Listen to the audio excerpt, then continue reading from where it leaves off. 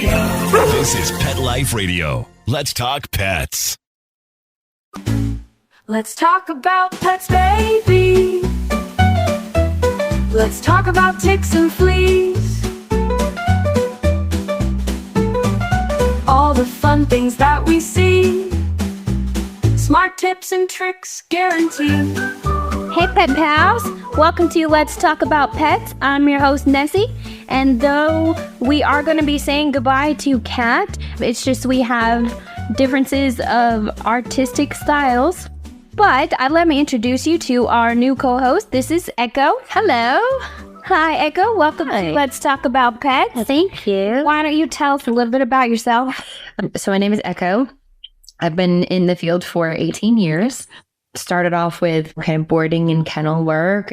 I've done reception and sales and doggy daycare, and I was management for some time. I'm a certified dog trainer. I'm a licensed pet groomer, and now I'm a vet tech. It's a very large array of things to do. Yeah. So you enjoy being a vet tech, Jen? Yeah, it's definitely been my favorite.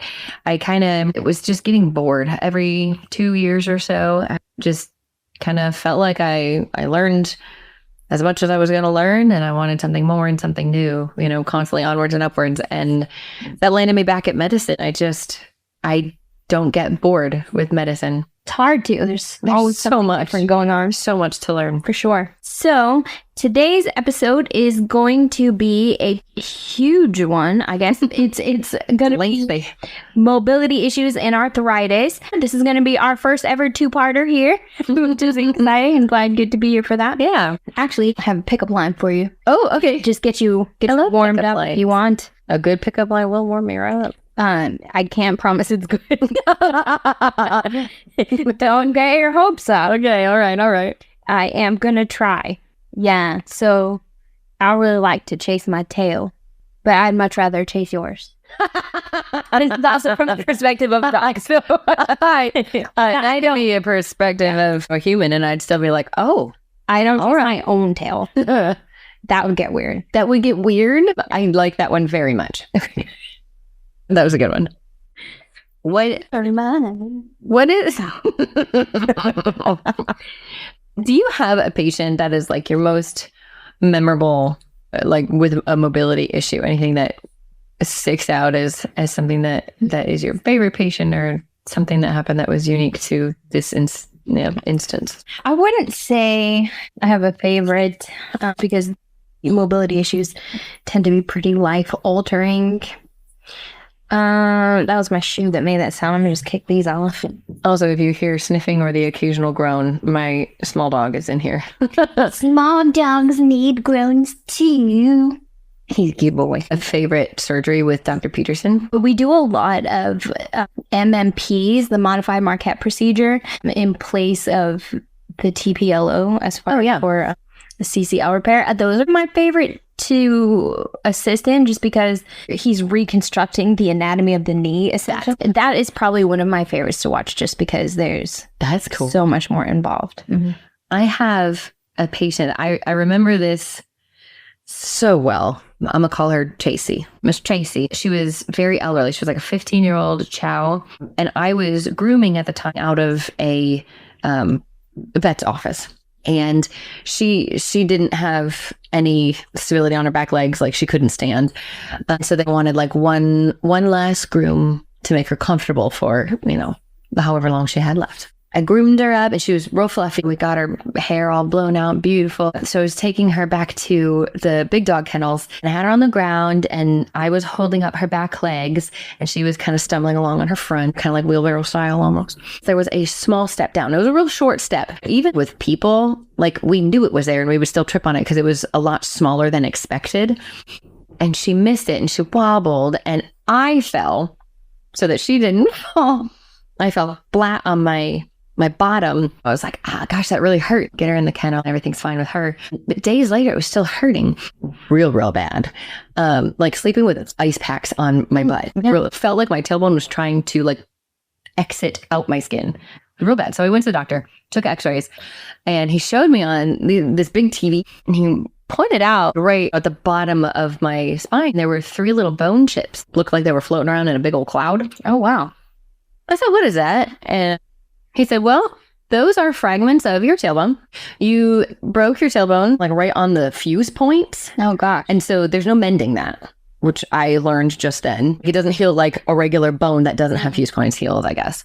So he said, so we got to get the inflammation under control because that's what's hurting. They're not going to refuse. The pieces of tailbone are just going to be where they are. And I said, well, can't you take them out surgically? And he goes, oh, no. I said, well, how do you fix it then? And he goes, well, childbirth will fix it. It's like, sir. What? Sir, I don't. I don't have children. I don't have any immediate plans to have children. Can I just get surgery to take the bones out? And he was like, no, you don't need it. So that was back in 2017. As far as I understand, I just have my 3 broken pieces of tailbone just kind of there. How does childbirth fix it? I guess it like pushes it all into the right place. I don't know. I didn't ask a lot of questions about that. Yeah, that's a terrible suggestion, sir. I'm gonna need you to give me a backup plan. Yeah. I guess the backup plan is do nothing. But Oh, well, that was my most memorable mobility issue patient because dealing with her ended up with me having a perpetually broken tailbone. wild. Mm-hmm. I'm real sorry that happened. Mm-hmm. I have not had the experience of any broken bones Ever? so far. Yeah. Oh, wow. You were lucky. Even like a toe or anything? Even in toe. So getting into mobility issues, what would you say are like the most common ones? Our most common that we see, I can answer this very easily. Mm. The CCL tears, arthritis, and luxating patellis. Okay. I was going to say all of those and IBDD and saddle thrombus is one that stays with me. I don't see those other ones commonly. Yeah, I don't But see those. I think. I think most common that I remember from my time in general practice, because I'm in specialty right now, but I think CCL tears and just general arthritis were the big ones. Yeah. I have a fact for you. Okay. According to AHA, Go ahead and tell us what AHA stands for. American Animal Hospital Association. We are actually becoming AHA certified. Nice. We have our inspection on the 24th. That's hard. That's very detailed. Well, good luck. I hope it works out really well. But according to AHA, nearly 15% of dogs and 20% of cats are over the age of 11. That's a lot of senior animals. There's a lot of senior animals. In my experience with pet owners, pain that is caused by age-related changes in pets is commonly believed to be just normal. Like, pain is not normal, even if it is from changes that are due to a pet's aging. That there are things that are available to kind of help keep our pets as pain-free as possible and able to maintain a good quality of life. There are some things that I've come to accept as normal pain for me. Like Yeah. little extra bone in my foot. That's right. I forgot about that. And then My broken tailbone. the carpal tunnel in my wrist, which I know there's ways out there to fix up, but Yep.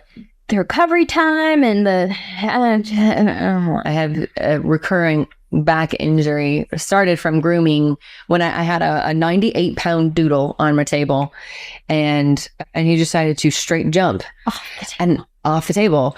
I had mine connected at the neck and at the flank, but he broke it. He broke my grooming arms, and he was about to choke himself, and I didn't want him to suffocate. So I grabbed him in midair and just held him up until my assistant could put her dog that was in the tub in a kennel come and unhook him. And it destroyed my back. I couldn't groom after that. Let's do a review. Okay. This is a review for Luma Soothe. It is a 2 light therapy for dogs and pets.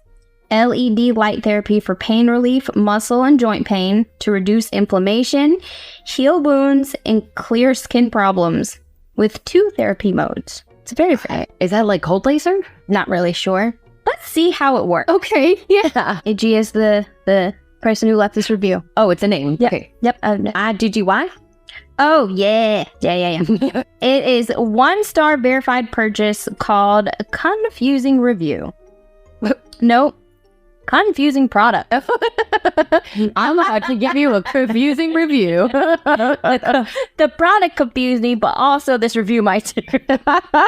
Okay. I honestly do not know how to use this product. How do I know if I'm doing anything with it? I do not understand the instruction. I have a very thick-coated Siberian Husky. Well, I mean, I haven't read the instructions, of course, but I just find the title of the product very confusing. Is it LED therapy? Yeah, that heals wounds and skin problems and reduces inflammation. We have separate products to do these things, right? Right. We have our laser that we use for arthritis pain and those kind of things, right? Because that inflammation, that's a cold laser therapy instrument. And then we have our fovea. Fovea. Yes. So my practice also has this light system called Fovea, and it uses a bunch of different wavelengths of UV light to heal the gliomas and wounds and help surgical sites heal. Anything that's not like a potentially cancerous site, like I wouldn't use it on a mast cell tumor area or something like that. Right. But it uses a chloroform gel. Chloroform? Oh my God. I'm just messing this all kinds of up. Chromophore gel. Chromophore gel, not chloroform. not chloroform. You shine this light on for like 5 minutes or whatever, and it's healing these wounds. So these are two separate types of lighting and laser type things that I've seen in the clinic. I've not seen it all in one like this, and it is quite pretty. I'd be interested in what the directions say. Yeah, me too. The fact that he's like, I don't even know if it's doing anything. So it's important to know that he had a husky, but he doesn't know how to use the product anyway. So 1 star. Is he saying that because he thinks the double coat or the undercoat is getting in the way? Possibly. I think he's getting in his own way. So, yep. They're starting with the weird laser light. It's not a laser though. It's just a weird light. It's just a weird, colorful light. Sounds like snake oil, honestly. I would be more inclined to believe you. Yeah. Let's start with arthritis. So I have some of that. Do you really? It's from my weird bone in my foot, repeatedly walking on the foot weird, Oh, yeah.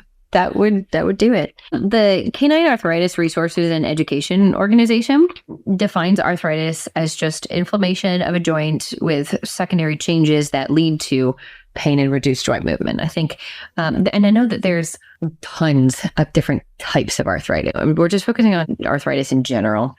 It is around joints specifically. So in a healthy joint, the end of the bones are covered in this smooth cartilage. It's kind of slippery and allows the bones to move without friction. And then there's synovial fluid, which is a kind of a sticky substance that fills the space between the joints that provides lubrication. And then there's a joint capsule that's just a fibrinous connective tissue that it kind of encloses synovial joints. Right, so that's a healthy joint.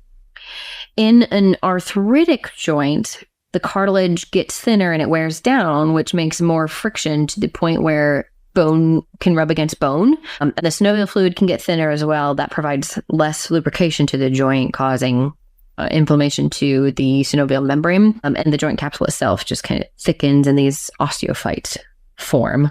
Osteophytes are like bone spurs. They're just extra growths of bone tissue that kind of form when there's damage from arthritis. So that's kind of what arthritis is, what it looks like in a joint. The CARE organization say that just general arthritis is really one of the most common causes of chronic pain for pets. I have actually a small fun fact too. Oh, I like fun facts.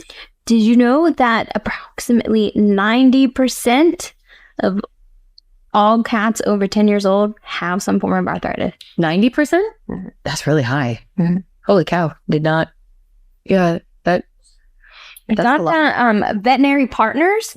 I love Veterinary Partners. Yes. They have a really great article on arthritis and pain management and stuff in cats. And that's their numbers. That is fantastic. If you are pet owner and listening to this episode and you just want to learn more about your pet, I know it can be difficult to distinguish sometimes which websites have accurate information and which websites will kind of offer you some dangerous advice. But one of the best resources out there for you is definitely going to be Veterinary Partner. And we aren't like sponsored by them or anything, but that website we should be. I love Veterinary Partner. I love Veterinary. They have articles that are written by board certified specialists specifically for pet owners. So, I mean, if you're going to get on Google, definitely get on Veterinary Partner. Check there first. Yeah, definitely. But arthritis can develop in really any joint, anywhere in the body. And it's not curable. Boo. You know, but the earlier it is recognized, the more successful long-term management is going to be. I do have a fun fact. 40% of dogs under the age of 4 years old have evidence of arthritis on their x-rays already. But only about half of them show any signs of pain that young, as most dogs aren't diagnosed with arthritis until they're like 8 to 10 years old. At that point, it's actually more challenging to try and control those symptoms. Well, on that note, I can offer you up a review. A review. A review is French for review. Oh, how do you say it? Review. You sound more like you have a thing you're trying to get rid of. This is on that same weird light laser thing. And it's another 1-star review. Oh, girl. Oh, girl, verify per. You go, oh, girl. And it's called Returning. Oh, okay. Yeah. Unfortunately, this item did not work at all for my dog. It also is time consuming. 15-minute sessions with a bright blinking green light. My dog had 0 reaction to this thing. She didn't love it. Or just sit there patiently each time. A few reviewers' dogs got theirs too. Made me sad. I really wanted to like this. The return process is very simple, so I do appreciate that. I purchased the other handheld flashlight looking red light therapy unit instead. Slightly pricier, only takes 1 to 3 minutes per session, also did not work. And it was way more complicated to return. So I appreciate this seller and the process more. I'm bummed that it didn't work on my little old lady dog. Well, that is a bummer. Well, it's just light. Yeah. A green light, and then so she purchased the red light, which still didn't work, but it was super hard to turn on.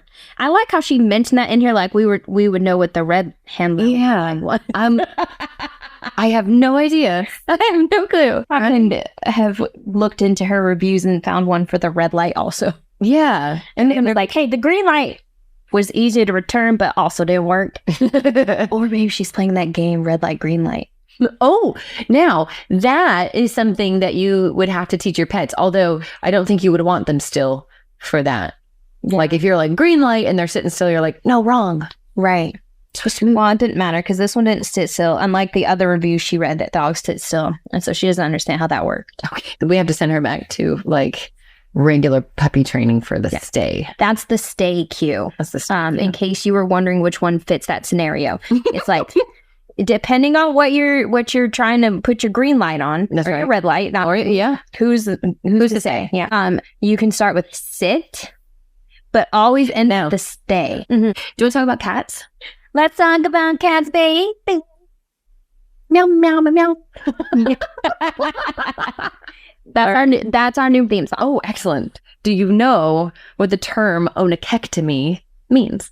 Please tell us. Onechectomy is the term for the surgical removal of the toenail, which in cats is the first digit of the toe. Or the a declaw. A declaw. I saw that word in parentheses next to declaw before, and it was so long, I just skim over it. I have never had to say that term before, so I did Google it just to make sure I'm pronouncing it correctly. The computer voice said, onechectomy. So I don't think onechectomy is correct. We never use that term. There is an article on the effects of onechectomy on antebrachial myology, which is forelimb, like musculature and like structure in both domestic and exotic cats. I read a lot for this episode. For the 2-parter, I probably put about 15 hours into researching and reading up and stuff. But it's a fascinating read. In the part of the article focusing on declawing as a surgery, it said that the anatomical changes of declawing actually leads to a number of mobility issues, including arthritis and paw pad distribution, abnormal stance and gait. And if there was some of the phalanx bone fragments left, or if there was some bone regrowth, it can severely impact the cat's ability to move comfortably. Tell me what Dr. Peterson said. I'm really curious because the doctors I work with don't declaw. So he does not declaw. That is long been discontinued with him, but he did in the beginning years. Yeah. The before time. The before time. But he's never seen it cause significant mobility problems unless the declaw was done incorrectly. That's the time that he's seen the most issues. But sure. It's not seen that much anymore in practice. So. Do any of your doctors No. do declaw? Okay. It's long since been forgotten. I don't even know. I think there might even only be 2 vet clinics in this area that might even do it. Oh, wow. The last clinic that I worked for before I went into specialty, they did declawing.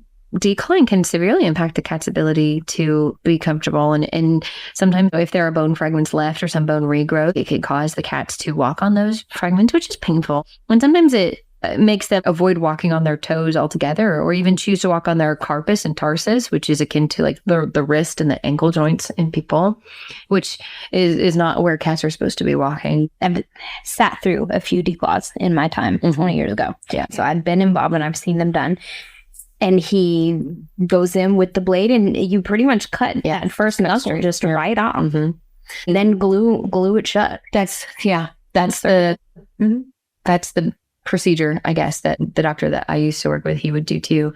And I was reading some of these articles where there were a lot of procedures where vets would just use those guillotine style nail clippers, right? Oh, and it made me green. Like I had to like get out of that article. There are a lot of places that don't do it anymore in the US. And I think, I'm not 100% on this, but I think it might be illegal in Europe. They tend to be a step or two ahead of us. Well, I read an article written by a professor, David Bennett. And I just want to take a minute to tell you about all the letters after this man's name. This has nothing to do with everyone in the alphabet. Arthritis, but holy smokes. Yeah. Okay, so it's BSc honors, BVet Med honors, PhD, DSAO, FHEA, MRCVS. Oh, does he work for CVS? No. Bless you, Fifi. Just kidding. I'm just kidding. The breakdown is he's got a Bachelor of Science with honors, a Bachelor of Veterinary Medicine with honors. He is a Doctor of Philosophy, which, like, compared to a doctorate, a PhD is a research degree. Which I just learned that today. He's got a diploma in small animal orthopedics. He's a fellow of Higher Education Academy, and he's a member of Royal College of Veterinary Surgeons. Royal? Yeah, he's from the UK. Okay. He's a professor at the Institute of Comparative Medicine and Companion Animal Science in the University of Glasgow. But I highlight all of that to say that, like, what this man is about to say in this article about cats and arthritis, I'm just going to believe him. He's got all the credentials. He has the letters behind him, so they're going to disagree. A ton of education and research and experience that went into this paper. Specifically is talking about osteoarthritis. But osteoarthritis is specifically a disease that affects the cartilage in the joint. The main symptom that older cats with osteoarthritis have, surprisingly, is not lameness, but it's rather the reduced activity and reduced ability to jump. Interesting. I can believe that. I was worried about my 17-year-old cat possibly having arthritis issues, but she doesn't hesitate to hop the baby gate, and her food is on top of the washing machine, and she does not hesitate to hop up there. And maybe she's not as active as she used to be, but she still gets zoomies at night where she's through the living room, under the couch, over the couch. She does like this thing where she climb across the sign. It's like I mean, something out of screaming, but something out of The Exorcist. Yeah, coming at you. It's insane, terrifying. Hate it. And her eyes are like real big while she does it. Like she's like, she's dilated. Yeah, has a lot of fun. So as long as she's happy and screams like a maniac and then tries to open every door that's closed, and then she's done for the night and goes to bed. But yeah, she got her routine. That's amazing. One of the articles that I was reading for this did say that sometimes the reduced activity can be from pain, but you're going to see that in, like, they aren't as active at night and they don't jump as high anymore. Their nighttime routine is totally disturbed and they just want to sleep because they're uncomfortable. So that's really interesting that your cat has none of those symptoms. She's a maniac. She's a maniac. Part of that is probably because she's such a small cat. Well, yeah. So when Dr. Bennett, I should call him Professor Bennett. So I guess I'll just call him Professor Bennett. He also says that all of these symptoms, they're often considered effects of old age, but they are actually due to chronic pain. You and I both know from experience that cats are amazing and resilient animals, and they're exceptionally stoic. So frequently a cat can have a significant problem and families will have no idea until it's quite advanced. Yeah. In 2006, Professor Bennett and a colleague of his did a study on feline osteoarthritis and found that the median age for osteoarthritis in cats is 11 years old. But I don't think of cats as being old until they're in their like teens, like 14, 15. That's just me, you know. So I always thought of cats because they have longer lifespans than many dogs do. I always thought of cats being middle age until they're about like 13, 14, and then they start getting into old age. We always start them on their senior blood work around then. Yeah. Yeah. In this study, they found that the two most common joints affected by osteoarthritis were the elbow, 59% of cats were affected, and the hip joint, where 48% of cats were affected. I thought that was really interesting. I would have thought knees, maybe, would be one of them. And they were affected, but they just weren't in the top two. Yeah. So Is the hip more like from the impact from when they're jumping? must be from jumping. You know what? Hips probably do a lot of the jump up, and elbows probably absorb a lot of the jump down. And I wonder if They're jumping up and down onto harder surfaces. Yeah. When they were maybe out in the wild, because now it's countertops and tile floors and not grass. Yeah. That's interesting. I don't have any research to back that up, No, but speculation completely. speculation. We're not professors and we don't have all the alphabet after our name. That's right. There's another study done by Professor Bennett and several others that looked at the prevalence of degenerative joint disease in cats. And they found that 63.8% of those cats had primary arthritis. Primary arthritis means that it develops over time, like it's the natural progression of aging joints, as opposed to like secondary, which is from something like a traumatic event or something. We mention all of this really to emphasize how important a yearly exam is for your cat. We don't see as many cats in the vet as we do dogs. They just don't come in until there's something wrong usually. Yes. And that's the huge thing is that particularly as your cat ages, it's going to become even more important to have that yearly exam. I recognize that it can be quite a task sometimes to take your cat into the vet, but we're here to advocate that getting your aging cat a yearly exam and blood work really is extremely beneficial. You and your vet can be aware of any illnesses kind of creeping up on blood work or any chronic pain as your pet advances in age, which is really all that's really important. It's really important. Hey, thanks for important stuff. It's time for review. Woohoo! I don't know why I'm using this voice. It's a fun one. Okay, it's a fun voice. We're good with it. We're just gonna keep going with it then. Let us shall see. Let us shall see is great grammar. This review is for a product called Pet Faves. It is a natural dog hip and joint supplement for dogs' arthritis pain relief. Turmeric, curcumin.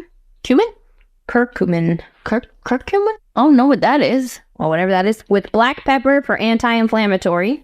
Turmeric, MSM, glucosamine, conjoint for dog healthy joints. Okay. And I have a review from Mary's quite contrary. She's gonna tell you how her dog joints don't grow. Yes, that's what she's gonna tell us. This verified purchase that earned 1 star. Oh dear. She's not gonna tell you how that grew. Too spicy for my Mexican chihuahuas. What? Is it the curcumin for the black pepper? Dogs wouldn't touch this stuff. It smelled pretty spicy. But they're chihuahuas. I had to send it back. But they're chihuahuas. And they're Mexican chihuahuas, so they must be fucked with. Excuse me, Mary Quackerterry. But actually, that's very inappropriate. That's very silly. I did one time. I was doing my training classes, and I had a student came in and he's like, I'm real nervous. And I said, well, it's okay. Everyone has puppies here. Yeah. And he's like, no, I don't know any German. He had a German Shepherd. So it had the black pepper in it for anti-inflammatory, which I thought was real helpful. I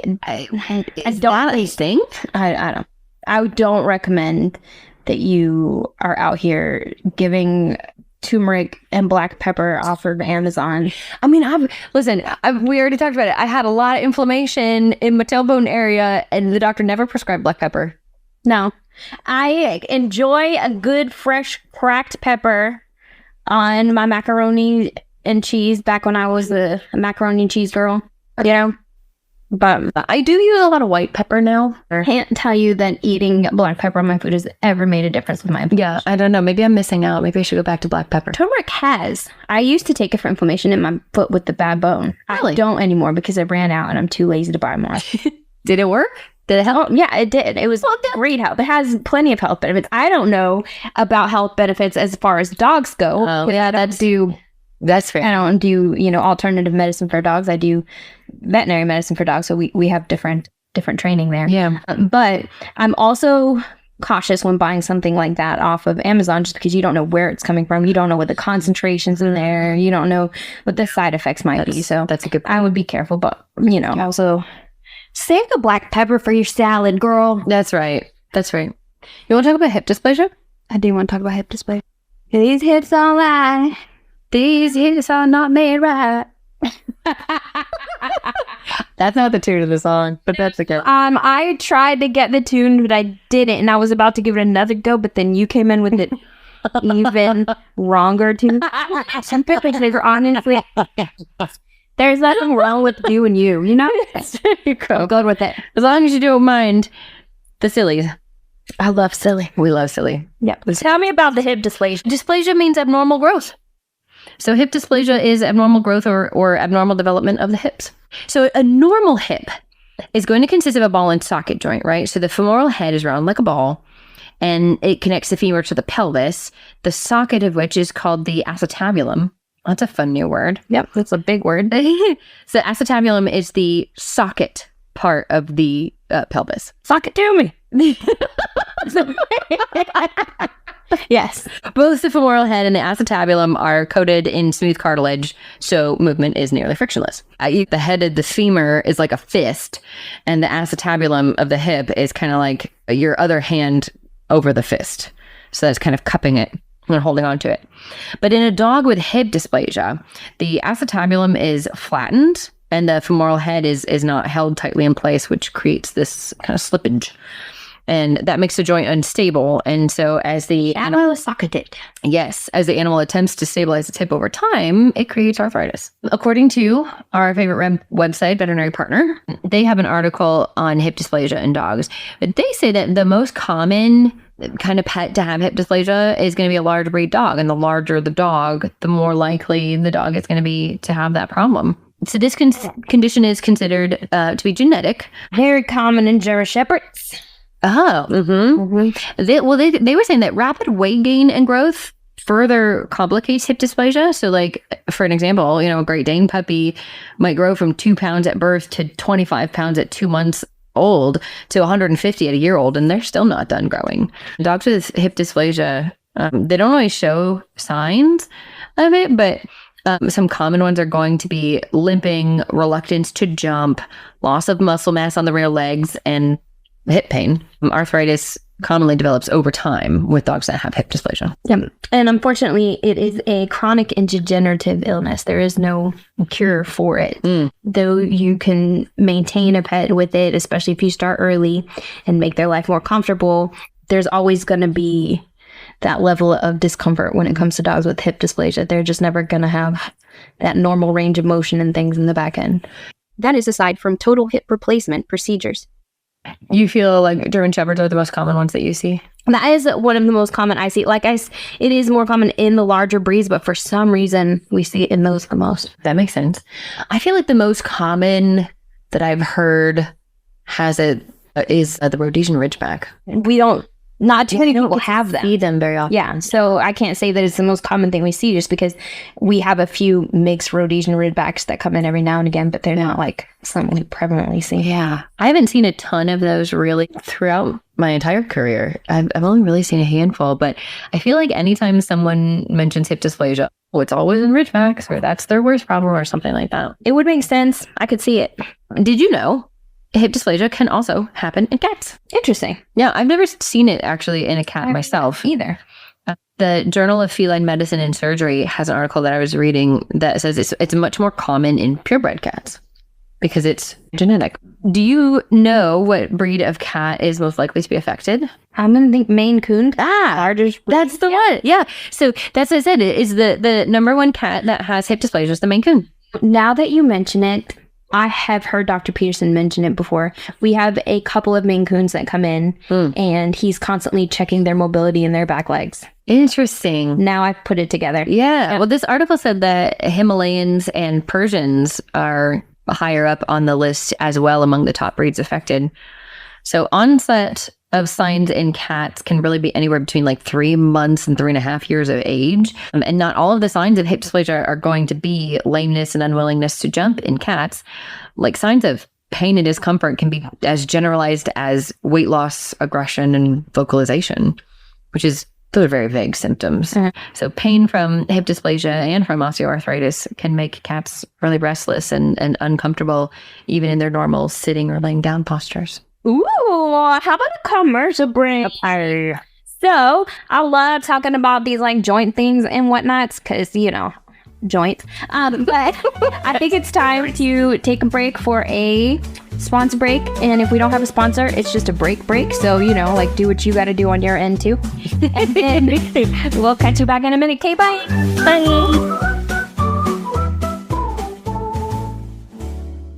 Gifts for my pets, sparkle and love, under the tree, from heaven above.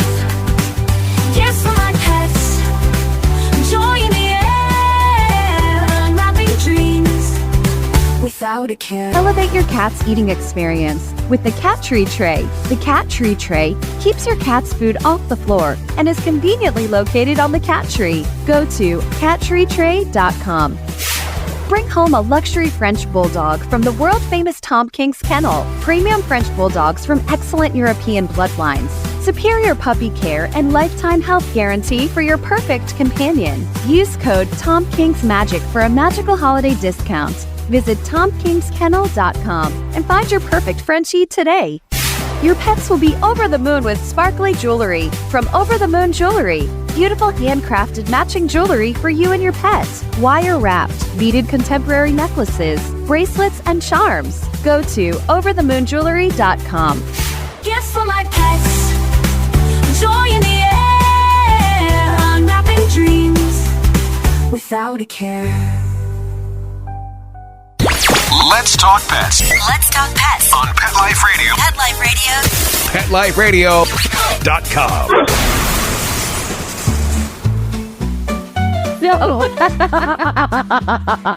We're live now. What? I don't know, awkward. No, awkward. I can bring this all back with a review. I would love a review. This is for that same turmeric chew.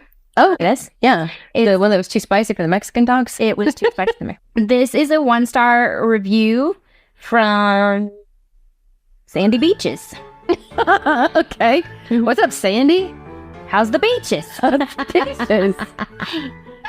Verified purchase called Can't Use This Product. Sandy says it smells like an ashtray or a barbecue pit. Nauseously smoky. I gave my dog a piece of one. She spit it out and looked at me like, why did you give me that? I'll never be Okay. I've never smelled a barbecue pit and said to myself, gosh, this smells like an ashtray. Not either. And I desperately cannot stand the smell of an ashtray. Dad was a smoker growing up, and it was always like this biggest thing where I would hide his cigarettes, and I hated it. I smell barbecue all the time, and I'm like, put that cigarette out. Every time I walk into Sonny's, I'm just like, get me out of here. Smells like a casino in here. Smoking section, jeez. Good night.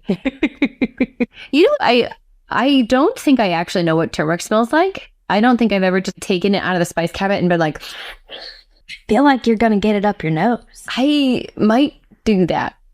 Like I might get maybe not like a crazy person, but I might go like take a little whiff. Me, I'm a super sniffer. Might just try to check that out. I see you at work, and you come in with these giant eyes and a yellow nose, and I'm gonna know you got into the turmeric. You'll just know. You'll be like, hey. Also, you smell like an ashtray. And a barbecue pit. Yeah. For some reason. Did you bring ribs? Because now I'd kind of want one. He's now kind of hungry. That's very funny. Do you want to talk about CCL tears? We see so many of these. I remember from general practice. Sees a lot of them. Let's talk about what it is. I have a lot of notes that hopefully will help explain CCLs in an easy way. But for mammal knee anatomy, right, dogs and cats in particular, the knee joint, also called the stifle, right? Hip joint, the hip joint's connected to the. I don't know where we're going with it. I don't know the song. I'm just bebopping along. There's a, when you're learning your bones as you can, you're Something most connected to the something. right. Yeah, I don't. I never learned that. Okay, well, you nailed it. Thanks. I honestly, it had been so long ago. We're talking at least 90 years ago at this point. And I don't remember the way when, I don't know did we ever get as detail where we're like the wrist bone is connected to the elbow bone? I'm not really sure. Well, I hope your wrist bone isn't connected to your elbow bone. I mean, that'd be a little unusual. I don't have a forearm. It had the carpal tunnels. I just decided to eliminate the forearm altogether. I kind of thought you didn't notice. Okay, So the stifle is the knee joint, right? It's where the femur meets the tibia and the fibula, right? The patella is the kneecap, and there are a number of ligaments surrounding the knee joint itself. Now, humans, canines, and felines all have a lateral and a medial meniscus. We've probably all heard those terms before, even if we don't know exactly what they are. They help to kind of cushion where the femur and the tibia meet. I've had a meniscus injury. Have you really? Mm-hmm. I had one recently on my medial meniscus, which I thought those weren't like curable. Like once it was damaged, but it did get better. So mine was a soft on the bed around the meniscus area. Feel better? Oh yeah. Okay, maybe mine was soft tissue. And they ultrasounded me and x-rayed me and and the doctor did all the things and was like, does it hurt when I do your knee like this? And I was like, yeah. And he was like, cool. And then he's like, this is the resident doctor that we're teaching or whatever. And he's like, I'm going to have him feel now. And so then the other doctor came and he's like, does it hurt when I do this? And I'm like, yeah, I didn't say so. And he's like, good. We got the same response. So anyway, I'm glad I got to help teach a new doctor, but also, ow. Right. Yeah, same thing. Like the doctor, she was like pushing on like uppy and downy on my up around my knee. Uppy and downy, yeah. Uppy and downy. And when it got to like that certain spot, I was just like, hoi. And she was like, oh yeah, that's what that is. No big deal. That's okay. So they all have a lateral and a medial meniscus. All three species have a medial collateral ligament that connects the femur to the tibia, and a lateral collateral ligament that connects the femur to the fibula. People, dogs, cats, we all have that. All three species also have two cruciate ligaments that tie the femur to the tibia that allow for smooth movement of the joint. Right. So all three species have all of those things in common. But in humans, those cruciate ligaments are called the anterior and the posterior cruciate ligaments. Right? Because we've all heard of ACLs. I don't know how often we hear about PCL. We've heard it for a lot of poor football players who end their career. Yeah. I don't watch football. I just think when Dr. Peterson explains it. Yeah. So animals also have those two cruciate ligaments, but in animals, they're called the cranial cruciate ligament and the caudal cruciate ligament. These ligaments perform similar function in the human knee and in the animal knee. But the reason they have different names is because humans are bipedal and most mammals are quadrupedal. So in humans, the front of the knee faces ahead in front of the body, and the back of the knee faces behind the body. But for quadrupedal animals like cats and dogs, the front of their knee faces forward toward their head, right, or toward their cranium. So you have the cranial cruciate ligament, and the back of their knee faces back towards their tail, and caudal means tail. Now, I did ask myself why we always hear of injuries to the ACL in humans, but never to the posterior cruciate ligament. You know, I've never heard of a caudal cruciate ligament tear. So I got on the phone with Stacy. Stacy is my best friend in the whole wide world, and she is a veterinarian. She said that if cruciate ligaments weren't there, the femur would slide backwards, pushing the tibia forwards. And it's the cranial cruciate ligament that keeps the joint aligned correctly to prevent the femur from falling behind the tibia.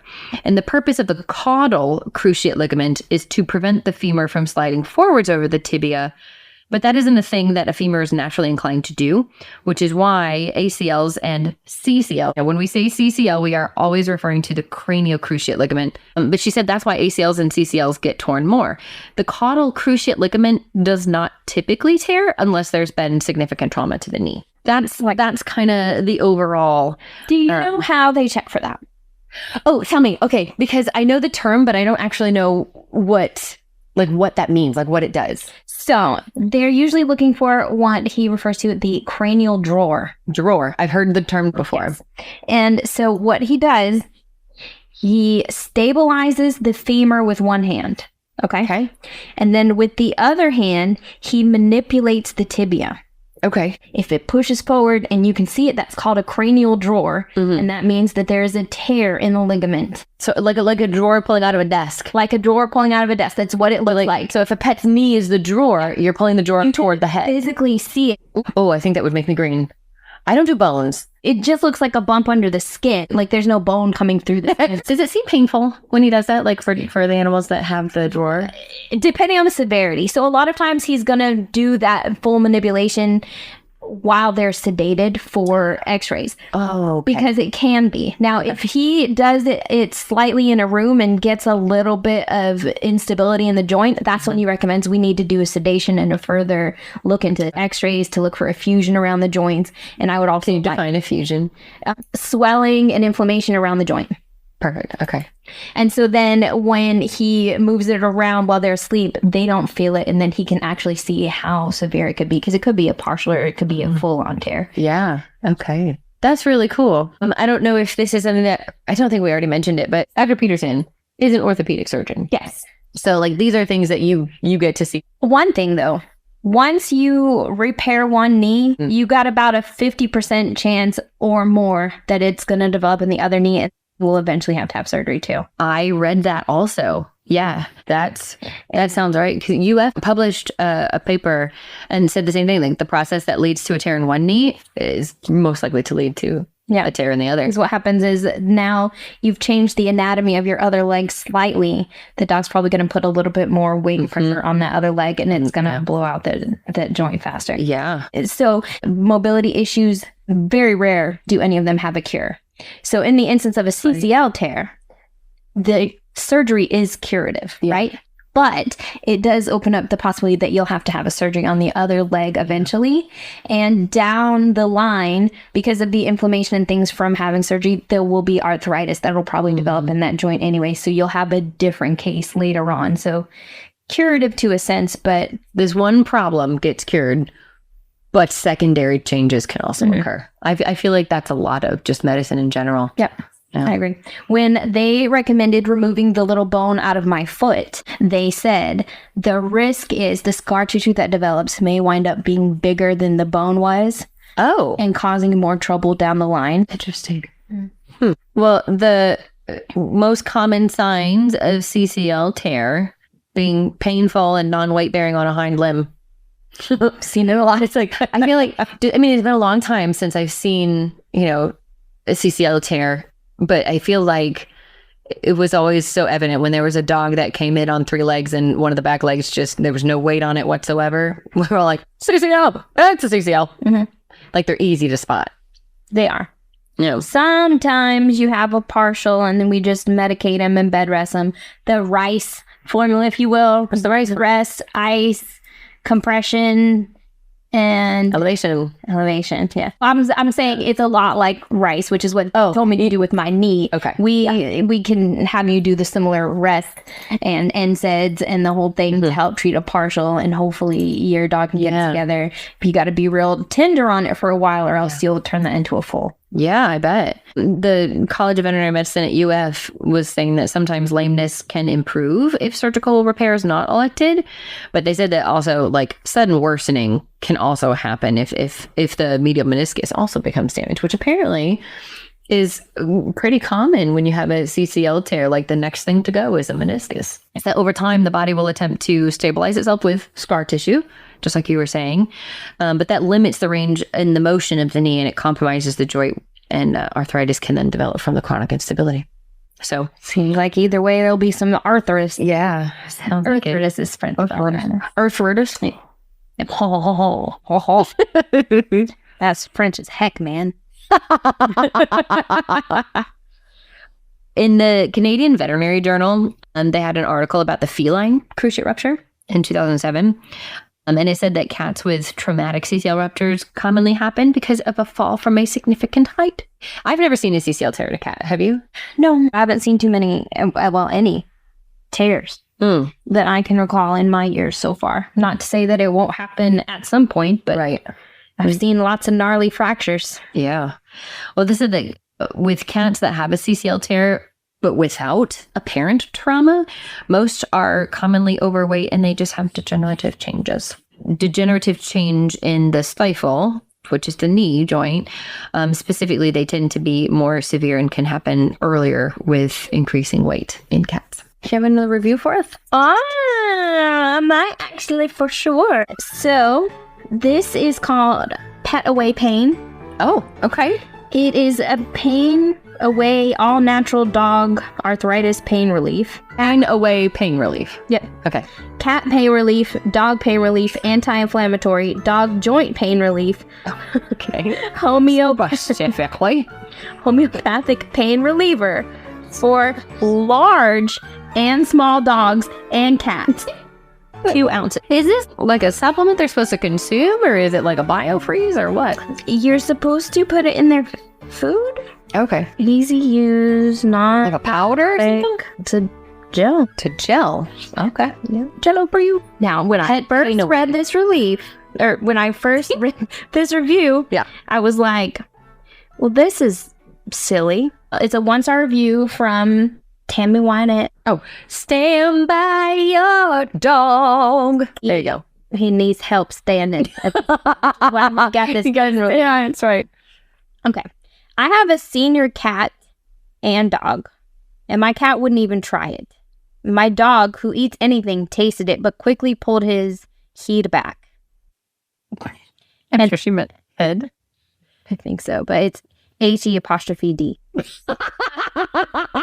And acted like it was the worst thing he'd ever tasted. The worry worst? The worst thing he ever tasted. What? I guess cobra venom isn't his thing. It's gone straight into the garbage. Cobra? Does she mean snake oil?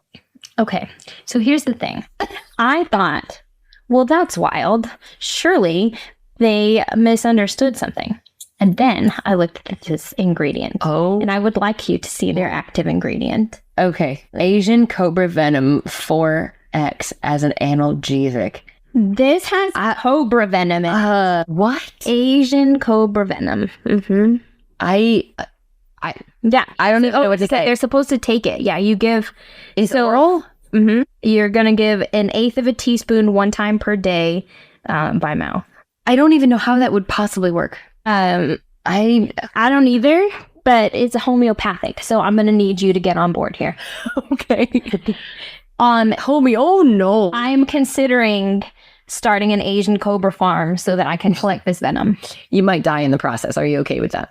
I've lived a good life. Okay. I'm ready to collect some venom. Who doesn't want to go around and be like, my cat eats cobra venom, and so therefore he's better than your cat.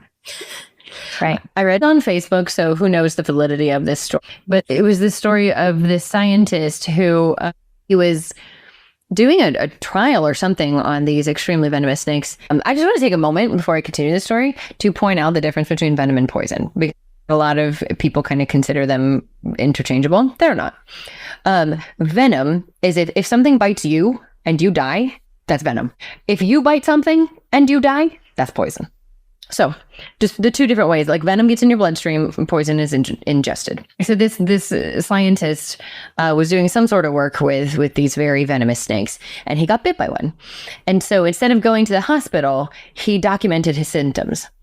And he documented them that night, like all the vomiting and the cramping and the nausea and everything.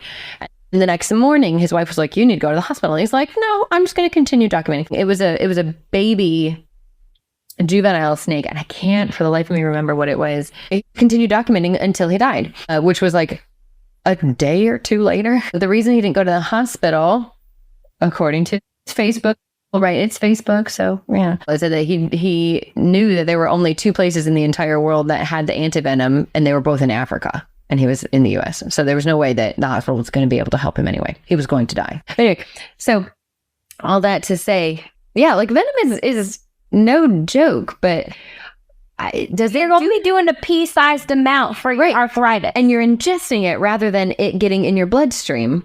I don't know. That's just why I'm going to vote against the venom. Yeah. Unless it's coming from a doctor that tells me, this is what I'm recommending. This is why I'm recommending it. This is how I expect it to work. These are the side effects.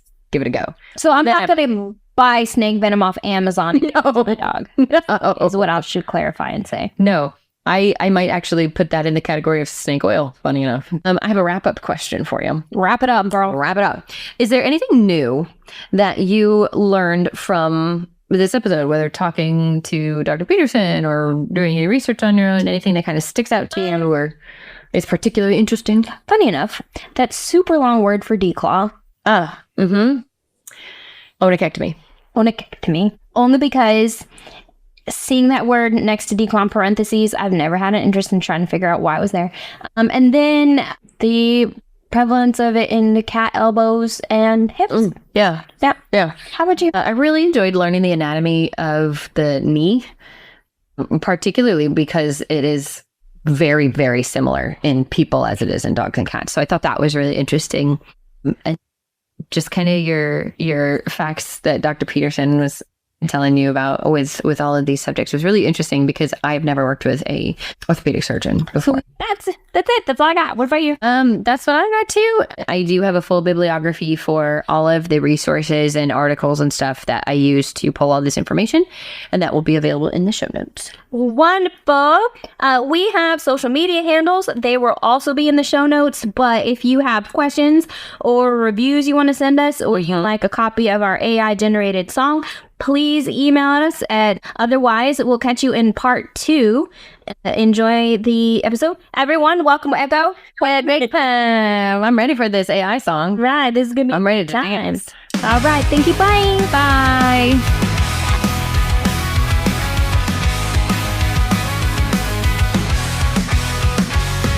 Bones creak like old wooden floors. Dogs and cats feel the pain inside their cores. Vet professionals there through the dark. Joint trouble hits like a shark. These hips don't cry, they scream. Move them hard, live the dream. Neck pain tearing at the seams. Clawing life in canine streams. Ain't no curse, ain't no dread. Fight the ache, get out of bed. On a check to me, it's a crusade. Let the claws never fade.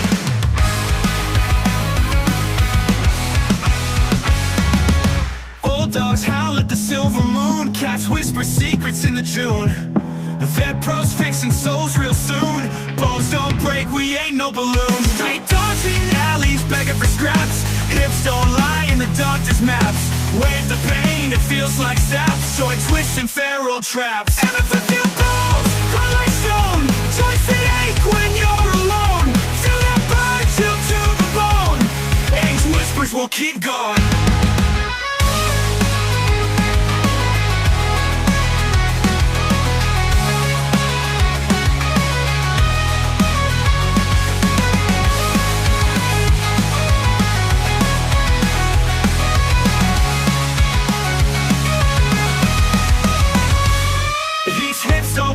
Scream, move them hard, live the dream.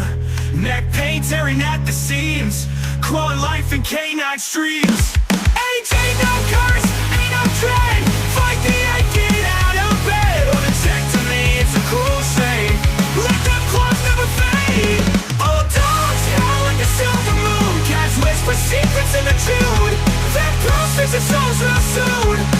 Bones don't break, we ain't no balloon. Let's Talk Pets, every week on demand, only on PetLifeRadio.com.